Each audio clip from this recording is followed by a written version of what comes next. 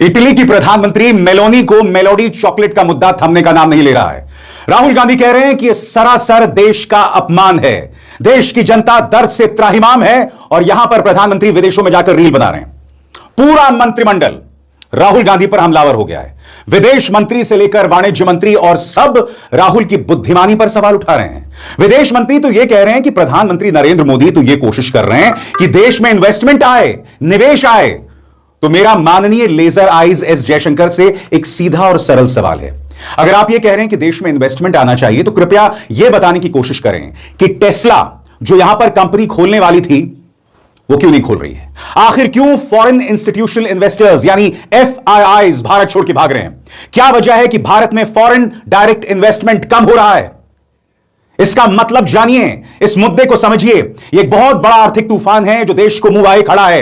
अगर देश के अंदर फॉरेन डायरेक्ट इन्वेस्टमेंट यानी प्रत्यक्ष विदेशी निवेश कम होगा तो भारत में नौकरियों का और अकाल होगा। और क्यों भारत में विदेशी निवेश कम हो रहा है? क्योंकि आप फॉरेन कंपनीज को भारत में माहौल नहीं दे रही हैं। आपने ऐसा माहौल बना दिया है कि फॉरेन इंस्टीट्यूशनल इन्वेस्टर्स देश छोड़कर भाग रहे हैं और यही वजह है कि शेयर बाजार में हाहाकार मचा हुआ है। आपके जो सहयोगी संस्थाएं हैं, बजरंग दल से लेकर विश्व हिंदू परिषद, वो उत्पात मचाती हैं। देश के अंदर एक माहौल जो होना चाहिए इन्वेस्टमेंट को लेकर, वो माकूल माहौल नहीं है और आप हमला राहुल गांधी पर कर रहे हैं, उनकी बुद्धिमत्ता पर सवाल उठा रहे हैं। सबसे पहले यह वो मंजर था दोस्तों जब प्रधानमंत्री मेलोनी को प्रधानमंत्री नरेंद्र मोदी जो है वो मेलोडी चॉकलेट खिला रहे थे। इसे Bharatiya Janata party vocal for local बता रही है, मगर राहुल गांधी कह रहे हैं कि यह कोई मौका नहीं है सब करने का। हर चीज का एक समय होता है। देश के सामने समस्याएं हैं। नीट का पर्चा लीक हुआ है। आखिरी बार मुझे पता था कि 4 छात्रों ने आत्महत्या की है। प्रधानमंत्री खामोश हैं। पेट्रोल के दाम बढ़ रहे हैं। FDI गिर रहा है। FIIs छोड़ छोड़ के भाग रहे हैं। इसलिए राहुल गांधी ने प्रहार किया है। सुनिए राहुल गांधी ने क्या कहा। हिंदुस्तान में आर्थिक तूफान आ रहा है। तेल के, पेट्रोल, डीजल, एविएशन फ्यूल के दाम आसमान को छुएंगे। फर्टिलाइजर की कमी होगी, फर्टिलाइजर महंगा होगा, किसानों को नुकसान होने वाला है, अर्थव्यवस्था पर भारी झटका पड़ने वाला है। हमारे प्रधानमंत्री ने कहा सोना मत खरीदो, ज्यादा गाड़ी मत चलाओ और विदेश मत जाओ। और फिर विदेश जाकर हजारों करोड़ रुपए के जहाज में विदेश जाकर उधर वो इटली के प्रधानमंत्री मेलोनी को मेलोडी टॉफी खिला रहे हैं। This is an insult to the people of India. This reel that the Prime Minister has made is an insult to the people of India and what they're suffering. अब जाहिर सी बात है विदेश मंत्री ने उन पर प्रहार कर दिया है। मैं चाहता हूं कि आप गौर करें विदेश मंत्री ने क्या कहा। उन्होंने सीधे तौर पर राहुल गांधी की बुद्धिमत्ता पर, दिमाग पर सवाल उठाया है। मगर विदेश मंत्री जो कह रहे हैं ना वो उसी जाल में फंस गए हैं। वो मैं आपको कुछ देर बाद बताऊंगा। मगर सबसे पहले गौर कीजिए विदेश मंत्री एस जयशंकर ने राहुल गांधी पर प्रहार करते हुए क्या कहा आपकी स्क्रीन पर। प्रधानमंत्री इस वैश्विक युद्धों और आर्थिक अनिश्चितता के दौर में विदेश जाकर निवेश यानी इन्वेस्टमेंट लाने और देश की ऊर्जा सुरक्षा मजबूत करने की कोशिश कर रहे हैं। एक बात तो समझ आती है कि पिछले 16 साल से प्रधानमंत्री पद के दावेदार होने के बावजूद आपके पास इसे समझने की बौद्धिक क्षमता नहीं है, यानी इंटेलेक्ट नहीं है। लेकिन मुझे ज्यादा दिलचस्पी इस बात में है कि आपको एक मशहूर भारतीय ब्रांड पार्ले को प्रमोट किए जाने से इतनी परेशानी क्यों हो रही है। क्या आपको नहीं पसंद कि भारतीय ब्रांड्स दुनिया के मंच पर दिखें, या फिर आप अब तक इसी लाइन में फंसे हुए हैं कि मेलोडी इतनी चॉकलेटी क्यों है, इसलिए चिढ़े हुए हैं। देखिए प्रॉब्लम क्या है मैं आपको बताता हूं। भारतीय जनता पार्टी खासतौर से प्रधानमंत्री नरेंद्र मोदी के लिए सब कुछ जो है ना वो प्रचार है। यानी कि प्रधानमंत्री नरेंद्र मोदी इस तरह से मेलोडी चॉकलेट खिला रहे थे प्रधानमंत्री मेलोनी को, तो यह इसलिए रचा गया, ये इसलिए वीडियो बनाया गया क्योंकि भाजपा को लगता है इससे जो जेन जी वोटर है ना वो इससे प्रभावित हो जाएगा। जेन जी वोटर जो है वो सीने पर हाथ रखेगा और कहेगा ओ सो स्वीट, ऐसा भाजपा सोचती है। मगर हकीकत क्या है मैं आपको बताता हूं। हकीकत इससे बिल्कुल उलट है। मैं आपको बताता हूं क्या हो रहा है। सबसे पहले गौर कीजिएगा 2 मुद्दों पर। टेस्ला जो कंपनी खोलने वाली है अब नहीं खोलेगी, और FDI जो लगातार गिर रही है। फैक्ट आपकी स्क्रीन पर। टेस्ला ने भारत में EV मैन्युफैक्चरिंग प्लांट लगाने की अपनी योजना छोड़ दी। भारत में FDI यानी फॉरेन डायरेक्ट इन्वेस्टमेंट की रफ्तार धीमी हुई है और FIIs यानी फॉरेन इंस्टीट्यूशनल इन्वेस्टर्स ने हाल में भारी पैसा निकाला है। अब मैं स्पष्ट कर दूं ये पूरी तरह से कोलैप्स नहीं है, बर्बादी नहीं है, मगर ये बता रहा है कि फॉरेन इन्वेस्टर्स भारतीय बाजार में विश्वास नहीं करते हैं। सबसे पहले मैं आपको पूरा टेस्ला का मामला बताने वाला हूं क्योंकि टेस्ला का मामला यह प्रमाणित करता है कि साल 2026 में भी हम विदेशी कंपनियों को भारत में माकूल माहौल नहीं दे पा रहे हैं। और हमारे लेजर आइज विदेश मंत्री क्या कहते हैं कि प्रधानमंत्री विदेश जाकर इन्वेस्टमेंट ला रहे हैं। नहीं, आपकी सारी कोशिश एक व्यक्ति को विश्व गुरु के तौर पर पेश करना है, और वो है प्रधानमंत्री। आपको बाकी किसी और चीज से मतलब नहीं है। आपको सिर्फ प्रधानमंत्री नरेंद्र मोदी के लिए, या ये कहा जाए भाजपा के लिए, विदेशों में जाकर चुनावी सभाएं करनी है ताकि वोट हासिल कर सके। अभी पूरा टेस्ला का मामला क्या है आपकी स्क्रीन पर। मई 2026 में भारत सरकार के एक मंत्री ने साफ कहा कि टेस्ला ने भारत में फैक्ट्री लगाने की योजना छोड़ दी। यह लगभग 10 साल चली बातचीत का अंत माना जा रहा है। सबसे बड़ा विवाद क्या था? नंबर 1, इंपोर्ट ड्यूटी बनाम फैक्ट्री। भारत चाहता था पहले टेस्ला भारत में फैक्ट्री लगाने का वादा करे, फिर टैक्स और इंपोर्ट ड्यूटी में राहत की बात होगी। टेस्ला चाहता था पहले इंपोर्ट ड्यूटी कम हो, फिर वो मैन्युफैक्चरिंग पर फैसला करेगा। दोनों अपनी अपनी जगह अड़े रहे। नंबर 2, भारत का ईवी इकोसिस्टम यानी इलेक्ट्रिकल व्हीकल इकोसिस्टम। रिपोर्ट्स के मुताबिक टेस्ला को लगा कि भारत का EV supply chain network, component ecosystem और हाई एंड ईवी मार्केट अभी इतना मजबूत नहीं है कि टेस्ला यहां बड़े स्तर पर पूरी लोकल मैन्युफैक्चरिंग शुरू करे। अभी टेस्ला क्या चाहता है? सरकार के मुताबिक टेस्ला फिलहाल सिर्फ शोरूम खोलने और इंपोर्टेड गाड़ियां बेचने में दिलचस्पी रखता है, मैन्युफैक्चरिंग में नहीं। इसका मतलब क्या हुआ? यह ऐसा नहीं है कि टेस्ला ने कोई चलती फैक्ट्री बंद कर दी है, लेकिन भारत के ग्लोबल ईवी मैन्युफैक्चरिंग हब बनने के दावे को इससे बहुत बड़ा झटका लगा है। तो यह तो है टेस्ला का मामला। मगर अब हम बात करेंगे एफडीआई, फॉरेन डायरेक्ट इन्वेस्टमेंट।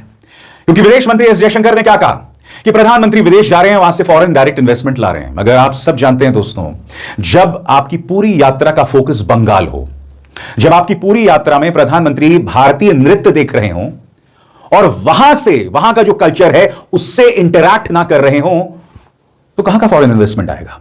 और एफडीआई को लेकर क्या हालात हैं, आइए अब उस पर गौर करते हैं आपकी स्क्रीन पर। सबसे पहले एफडीआई होता क्या है? जब कोई विदेशी कंपनी भारत में फैक्ट्री लगाए, बिजनेस खरीदे, लंबी अवधि का निवेश करे, तो उसे एफडीआई कहते हैं। तो यह स्थायी निवेश माना जाता है। हाल के आंकड़े क्या कहते हैं? सबसे पहले 2023 और 24 के फाइनेंशियल ईयर पर निगाह डालें। कुल एफडीआई फ्लो लगभग 71 से 73 अरब डॉलर था, लेकिन इक्विटी एफडीआई घटकर 44.4 अरब डॉलर पर आ गई, जो पिछले साल के मुताबिक करीब 3.5% की गिरावट थी। यानी पैसा आ रहा है लेकिन ग्रोथ धीमी पड़ गई है। और अब एक जरूरी संदेश, सच के इस सफर में मेरा साथी बनिए, मेरा चैनल ज्वाइन कीजिए और इनमें से एक विकल्प, एक ऑप्शन चुनिए। शुक्रिया। तो ये हालत है एफडीआई की। अब मैं बात करता हूं एफआईआईज यानी फॉरेन इंस्टीट्यूशनल इन्वेस्टर्स। वो भारतीय शेयर बाजार से पैसा निकाल रहे हैं और इसका असर हमारे शेयर बाजार पर पड़ रहा है। क्यों, कैसे, गौर फरमाएं। एफआईआईज की हालत ज्यादा खराब क्यों दिख रही है? एफआईआई होता क्या है? एफआईआईज वो विदेशी निवेशक होते हैं जो शेयर बाजार में पैसा लगाते हैं और माहौल खराब लगने पर जल्दी पैसा निकाल भी लेते हैं। यह हॉट मनी माना जाता है। अभी क्या हुआ है? 2025 में एफआईआईज ने भारतीय शेयर बाजार से रिकॉर्ड स्तर पर पैसा निकाला। लगभग 2.32 लाख करोड़ की बिकवाली हुई। नेट आउटफ्लो लगभग 1.58 लाख करोड़ रुपया रहा। यह अब तक के सबसे बड़े विदेशी निकासों में गिना जा रहा है। अब आपके जहन में सवाल होगा कि ये जो फॉरेन इन्वेस्टर्स हैं, एफआईआईज हैं, ये भारतीय शेयर बाजार से पैसा क्यों निकाल रहे हैं?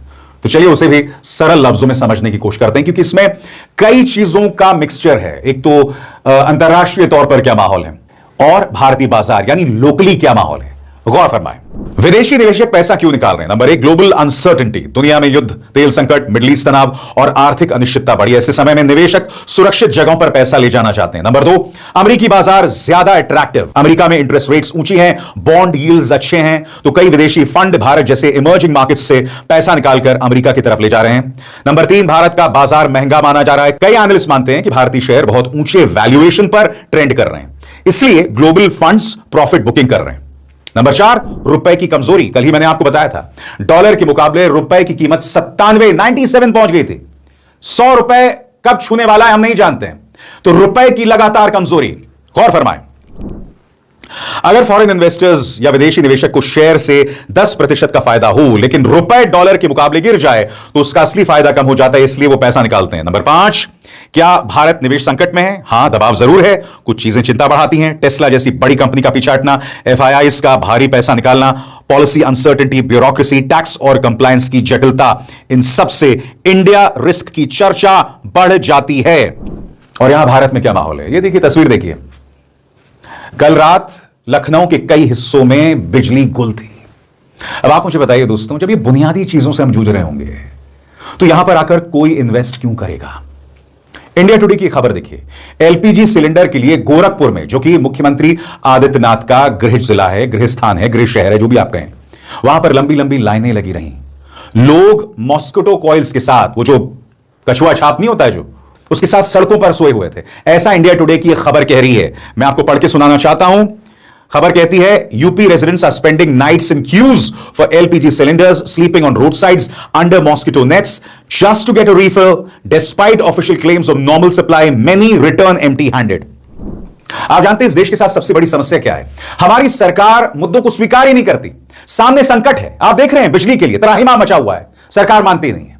पेपर लीक होता है, सरकार मानती नहीं है। यह हकीकत है।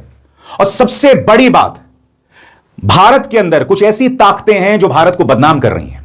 मैं चाहूंगा आप एफबीआई की इस खबर पर गौर कीजिए। एफबीआई ने एक भारतीय कॉल सेंटर को बंद कर दिया है। अब यह अपने आप में एक बहुत बड़ा कैंसर है। क्या आप जानते हैं भारत में कई जगह पे कॉल सेंटर्स हैं और इनका क्या काम होता है? ये लोग अमेरिका कॉल करते हैं, वहां जो बुजुर्ग दंपत्तियां होते हैं ना, उनको छलाते हैं, उन्हें बताते हैं कि आप जो है इस लिंक पर क्लिक कीजिए, ये करिए, और उनका लाखों रुपया जो है या डॉलर्स जो भी हैं वो गायब कर देते हैं लोग। ये एक बहुत बड़ा कैंसर है जिसकी वजह से भारत की बदनामी हो रही है। मगर बड़ा सवाल, क्या हमारी सरकार ने इन कॉल सेंटर्स पे कोई कार्रवाई की? कई अमेरिकन कंटेंट क्रिएटर्स ऐसे कॉल सेंटर्स को एक्सपोज कर रहे हैं, उनकी शक्लें ला रहे हैं, मगर क्या हमारी सरकार इन्हें बंद करने पे कुछ कर रही है? और ये कॉल सेंटर्स क्यों खुले हुए हैं? क्योंकि लोगों के पास नौकरियां नहीं हैं, लिहाजा हमारे युवा ऐसे कॉल सेंटर्स खोलते हैं और अमेरिका में वहां जो बुजुर्ग हैं उन्हें लूटते हैं। अब मैं आपको बताता हूं कि एफबीआई ने इस बारे में क्या बयान दिया है। ब्रेकिंग न्यूज, एफबीआई ने भारत में चल रहे एक कॉल सेंटर ऑपरेशन को बंद कर दिया है जो टेक सपोर्ट स्कैम्स के जरिए अमेरिका और दूसरे देशों के सैकड़ों बुजुर्ग लोगों से करोड़ों डॉलर की ठगी कर रहा था। इस ऑपरेशन को चलाने में मदद करने वाली कंपनी के 2 वरिष्ठ अधिकारियों ने अब मान लिया है कि उन्होंने इस बड़े पैमाने की धोखाधड़ी को जानबूझकर नजरअंदाज किया। यह कार्रवाई एफबीआई बॉस्टन की जांच के बाद हुई, जिसमें उनकी कॉल राउटिंग कंपनी के एक पूर्व कर्मचारी की गिरफ्तारी और सजा हुई और भारत में बैठे 5 टेलीमार्केटिंग फ्रॉडस्टर्स भी पकड़े गए। एफबीआई ने कहा, हमारे बुजुर्ग सम्मान, सुरक्षा और संरक्षण के हकदार हैं। अगर आप उन्हें निशाना बनाएंगे तो हम आपको कानून के कटघरे तक लाने के लिए हर संभव कोशिश करेंगे। भारत के अंदर जो कॉल सेंटर्स हैं, जो एक जमाने में भारत की आन बान और शान हुआ करते थे, अब वो कॉल सेंटर्स अमेरिका और पश्चिम यूरोप के बुजुर्गों को ठग रहे थे। और यह अपने आप में एक बहुत बड़ा कैंसर है। सीधा सा सवाल, हमारी सरकार ने कभी इस पर एक्शन क्यों नहीं लिया? और मैं ऐसा क्यों कह रहा हूं? क्योंकि ये देश को बदनाम कर रहे हैं। आप फॉरेन इन्वेस्टमेंट ला नहीं पा रहे हैं। बड़ी बड़ी बात करने से फॉरेन इन्वेस्टमेंट नहीं आ जाता है। मेलोनी को मेलोडी खिलाने से फॉरेन इन्वेस्टमेंट नहीं आ जाता है। अमेरिका, ब्रिटेन में जाके रॉक कॉन्सर्ट्स करने से, चुनावी सभाएं आयोजित करने से फॉरेन इन्वेस्टमेंट नहीं आ जाता है। समझ रहे हैं आप? यह हकीकत है। मैंने आपको यह बात बहुत ही आसान लफ्जों में समझाई दोस्तों, और मेरी यह लगातार कोशिश रहती है